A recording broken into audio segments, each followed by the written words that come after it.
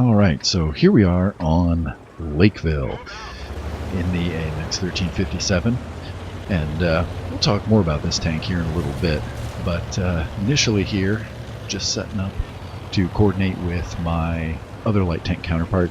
He agreed to go Lake Road, which is the most important position to take, and I thought briefly about going over and checking out the valley, but then decided no, I really need to move over into the area opposite the 1375 to try and counter spot any of the spotters that are coming in, the scouts that are going to try and spot our team, including our scout. So I move up into here, and it becomes very apparent that their scouts were not very aggressive. So I'm actually able to move into some cover here and take some shots. See their Sparpanzer, but he decides to duck behind a rock, so I decide to just move on and not wait for him. Because I want to get around a little further here, where you can see that T-150. I really want to get him spotted if possible. But then I get an opportunity here to start taking some shots. And this is probably a really good time. Let's talk about the AMX 1357. Alright, let's take a look at the AMX 1357 GF. So I've gone to Tanks GG. I've brought in the other French light tank, tier for tier, tier 7. Brought in the American tier 7 light tank. I actually brought in the French tier 8 Batchat 12T light tank as well. Just to quickly go through and be able to articulate some comparisons here. Now, you can see in almost all categories the 1357's better. And I won't go into the details of it, but it's because light tanks weren't nerfed when the premium tanks were not nerfed when the light tank apocalypse happened. And so you had these tanks that ended up getting effectively bumped up a tier in their combat effectiveness. So it's got the best DPM across this board here. The clip damage is almost the same as the tier 8. What I really wanted to show and talk about here, because it'll be relevant later, its potential damage though is only 5,000, so it's actually pretty mediocre compared to these, especially the American T-71. That is phenomenal. But across the board, it's a very strong tank. It's a great scout because it's got good view range, it's got good camo, but its combat ability is also very effective. So let's jump back into the action here, and you'll see me utilizing both the fact that it's a good scout and the fact that it's got a lot of combat effectiveness. But remember this potential damage. Alright, let's jump back into the action here.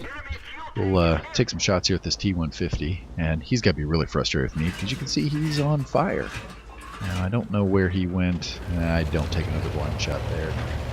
And you'll see me very often at this tank. This battle's no exception. As soon as I get done with an engagement, I immediately clip. And it's because the reload on this thing is so fast that as long as you don't have an enemy coming at you at the point, say you've got 3 shells left and you might as well try and get 3 shots into that incoming target, you might as well just start running, move into a new location, and clip, because 15 seconds later you're going to be back up and going again. Now what's going on in this position here is that you have to watch the city and around the church there.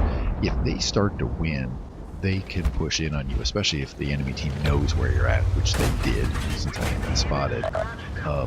And you don't want to get flanked from behind. So I'm very conscientious of this, and I'm starting to move out now, extending my distance.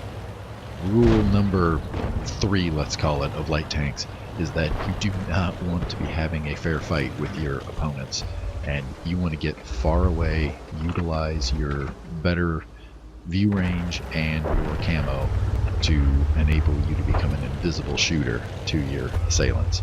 And heavy tanks are prime candidates. Arty's the easiest one. They have no view range. TDs are usually pretty good, but sometimes they have binoculars that counteract it.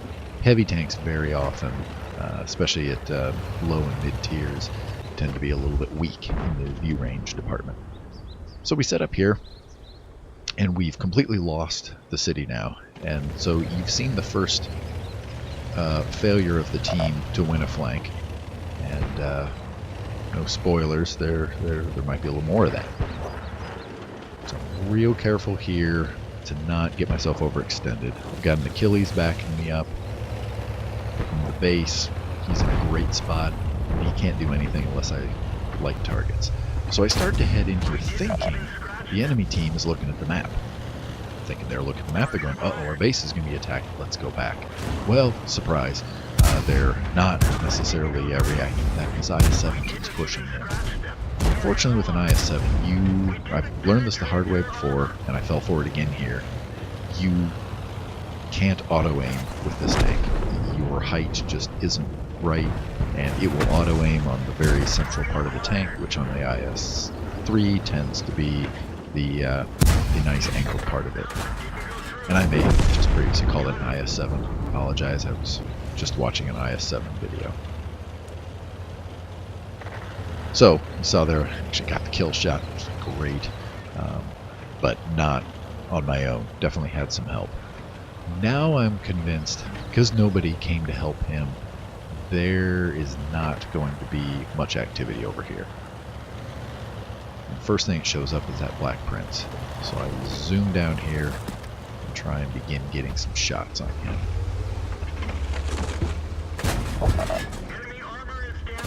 And you're seeing my ammo rack get empty. And I'm missing shots, I'm bouncing a lot of shots. This is not good, especially as our team has completely melted trying to go into the enemy base. So now I'm approaching the point where I'm virtually on my own. Let's see, are we down to literally, yes we are, I am the only non-artillery left. So I've got 3 artillery, and they have a scout. So at this point, I'm not going to go offensive anymore. I'm just going to go defensive, and I'm going to stay in an area where our artillery can shoot. Now, shooting this spa pans that are coming across is really difficult, and I waste even more ammunition trying to shoot at this guy. But artillery makes a brilliant play there. These guys in this artillery can shoot. For once, I feel like I have the best artillery in the game is on my team. Now this is a great juicy target here. And with this gun you have to be patient. You really have to let that aiming circle come down, because at 1 second per or between shells in the clip, it just doesn't have the aim time to be able to keep the shot wound down. I probably should experiment with running GLD on this tank. That helps on my like Lorraine 40T, but I don't know if it would help enough on this one. I decide to not stay engaged there on the Churchill. He's a nice slow-moving target. I'm pretty, or Black Prince, sorry. He's nice and slow. It'll be easy target for the artillery. So I'm clipping, and now I bounce more shots. There we go. We get the kill. Panther 2 down. Now this guy's got my number, and he whacks me pretty good. Fortunately, he only did 107 damage.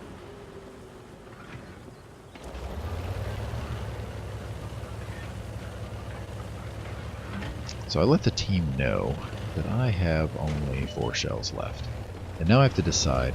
I know I can't kill this tank, but I know I need to kill the artillery later. When do I use my ammo? And I decide right now I need to use it because I've got to save my 1 remaining artillery. And this is just amazing what happens next. I think it's over, the artillery is going to die, and he kills him. So now we're back to an unfair fight. Now it's me, 1 enemy artillery, who's probably scared to death that he thinks he's got a light tank that's going to come and kill him. Little does he know, I have no ammo. So communicate a little bit with my friendly artillery, and we begin the hunt. So he moves out of the base and gets himself in a position where he can shoot nicely on the enemy base. And I just work my way around. So what's going through my mind right now is, does the artillery come at me? Because he knows where I was last spotted. Or does he stay in his own base, defend his cap? Or does he make a move and try and run to our cap, kill our artillery, and then prepare to stand off against me? What will happen? Only I know.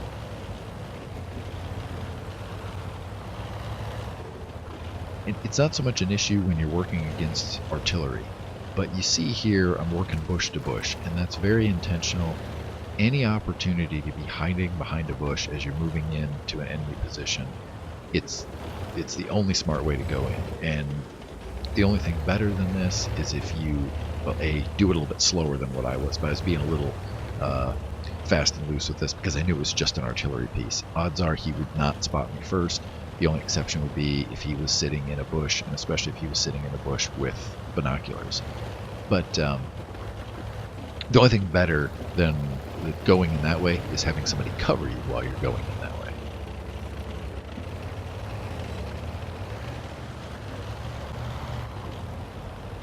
So now we move out through the enemy base. Obviously he is not camping in any of the usual spots that artillery would be hiding. So at this point I figure he's going for cap, and I'm waiting for the cap counter to start. But it doesn't. Crest the hill, and boom, there we go. And you can see our team was starting to doubt whether this was going to work and if we should cap it. So now I'm curious if our guy can pull it off again, and he does it. How was that? It's not often that Arty gets to be the unsung hero, but we definitely saw it here today. We'll look here quick at the post-battle stats. Nothing too exciting, just a solid game. So, hats off to you, Mr. Artillery. Go forth and fight another day. Have a good day, all.